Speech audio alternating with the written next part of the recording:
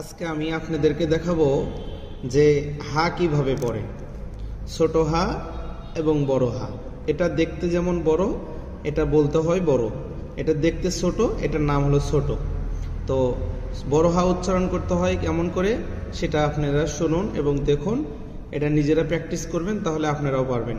বড় হা বলতে হয় হলো এভাবে, হা। অনেকে বলে হলো হা, এটাও হা এটাও হা, তাহলে ভুল। বলতে হবে এটা হা, এটার নাম এটা ছোট, এই জন্য এটা উচ্চারণ হবে হলো মোটা, হা হা। আর এটা বড়, এই জন্য এটার উচ্চারণ হবে চিকন, যেমন হা হা। এই বড় হা বলতে গেলে প্রথম একটা উচ্চারণ আসবে, সেটা হলো এমন,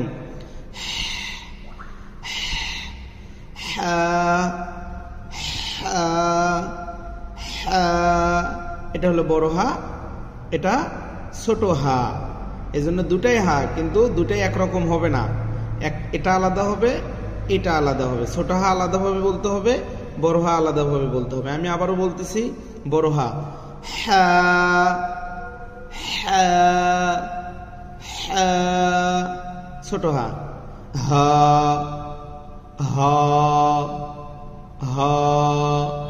এ হলো আজকের আমাদের হার পরিচয়। আমরা জেনে গেলাম যে হা কিভাবে বলতে হয়।